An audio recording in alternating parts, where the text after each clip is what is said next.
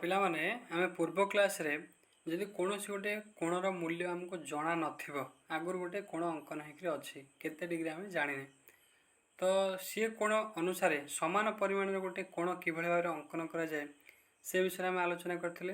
तो जो मैंने भी से कॉन्सेप्ट क्लास टी करिनो प्रथम कॉन्सेप्ट क्लास टी करी क्लियर हुओ हैला नले बुझिया पे भारी असुविधा हो हैला बहुत सहज जिनसटी खाली ओवरऑल टिके देखिदेले तुमरो बुझी परियो हैला। तो आज क्लास रे आमे से जो कॉन्सेप्ट को बेस करी आम जो अभ्यास कार्य 13.5 जो दुईटा प्रश्न अच्छी ताकू टिके ओवरऑल आलोचना करछे तुम निजे एटा को अभ्यास करिवो हैला। तो 1 नंबर क प्रश्न कहूँ तुम खाता रे गोटे सूक्ष्म कोण और गोटे स्थूल कोण तैयारी कर आको तुम मापिबनी मन इच्छा तैयारी करिवो। सूक्ष्म कोण जानिछ जे 90 डिग्री कम स्थूल कोण जानिछ जे 90 डिग्री अधिका तैयारी करिवो। तापरे कंपास साहाय्य से कोण दुईटर सम परिमाणर कोण अंकन कर बुझिपाल बुझिपाल बहुत सहज तुम कही प्रोसेस ताको देखियो पूर्व क्लासटा देखे जाए है।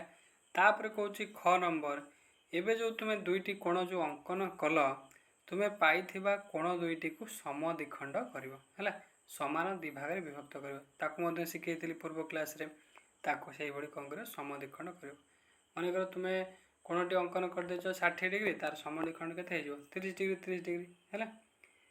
तापर देख 2 नंबर प्रश्न कहूँ कागज काटी गोटे त्रिभुज तैयारी कर यार नाम ए बी सी दियो है। कागज काटी गोटे त्रिभुज तैयारी करिवो तार नाम कौन दब ना ए बी सी दब है।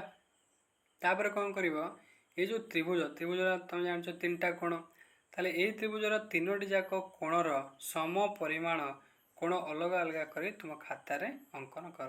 तुम तो मन को मन त्रिभुज काटिदेल ना तुम जान कौ कोणर परिमाण केते तो से भाई जो प्रोसेसटा आम पूर्व फॉलो करते से प्रोसेस को फॉलो कर 3टी जो कोणर परिमाण केते ताको तुम तैयार करिवो हैला।